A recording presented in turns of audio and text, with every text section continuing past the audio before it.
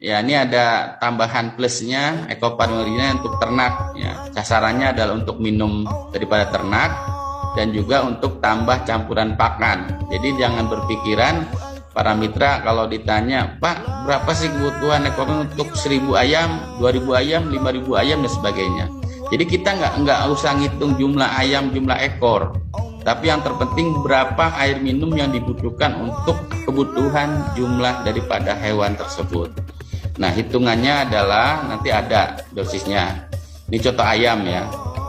Itu bisa gunakan dosis 3 sampai 5 cc ya.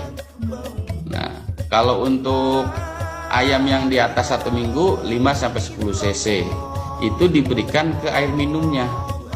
Nah, begitupun juga untuk pakannya, tinggal dicampurkan ke pakan ayam atau pakan unggas, burung dan seterusnya dengan hitungan 10 mili atau 5 mili ya, atau kalau udah di atas 1 minggu ya, per 1 liter air, kemudian dicampurkan dengan 5 kilo pakan. Nah, itu bisa diberikan setelah menyerap ke pakannya, baru diberikan ke ayam ataupun ke unggasnya.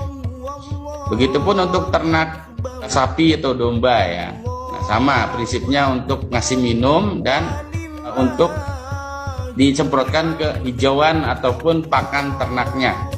Ya, biasanya kalau untuk ternak ini tergantung dari bobot. Kalau semakin bobotnya makin berat ya seperti domba dengan sapi.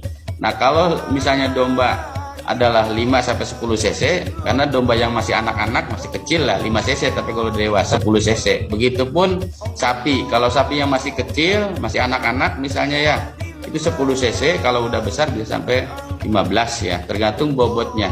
Intinya 5 cc itu 50 kilo Pak. Jadi 50 bobotnya itu berarti 5 cc. Kalau bobotnya 100 kilo ya berarti 10 cc.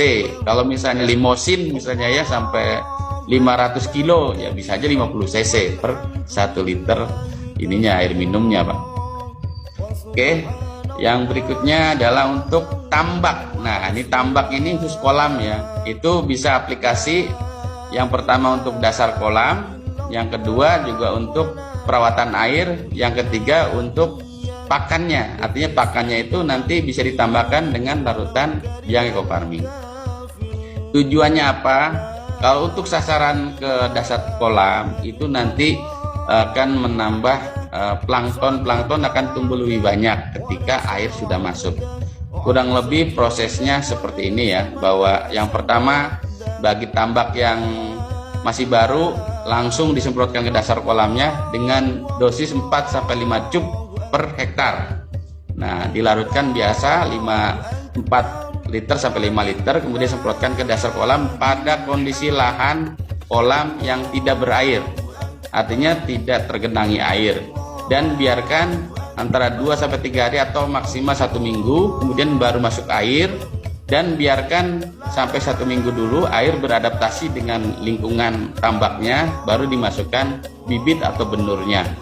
Nah, begitupun untuk tambak yang sudah pernah ada budidaya, artinya sudah pernah dipanen, sebaiknya dikuras dulu, terutama lumpur-lumpur yang mengendap di dasar kolam itu bisa dikeluarkan dulu. Nah, kemudian kita cek pH-nya, kalau pH-nya sudah normal tidak perlu tambah dolomit, kalau kurang silakan tambah dolomit. Setelah itu baru kita aplikasikan Ekofarming Original 4 sampai 5 cup per 1 hektar dengan kondisi tidak tergenangi air. Biarkan 1 minggu masuk air, kemudian biarkan lagi 1 minggu baru masuk bibit atau benur ikannya. Dan yang berikutnya adalah perawatan air. Nah, perawatan air ini dengan dosis 200 ml per hektar ya. Jadi intervalnya 1 minggu sekali. Jadi air itu perlu kita jaga kualitasnya, yaitu dengan 200 ml per liter air ya. Jadi 200 ml ini kalau 1 tub ini bisa untuk 5 kali pakai ya. Itu cukup kita siramkan di pinggir-pinggirnya supaya terkena airnya, atau di kincirnya kalau pakai kincir silakan, supaya intinya air itu akan merata nantinya dengan sendirinya.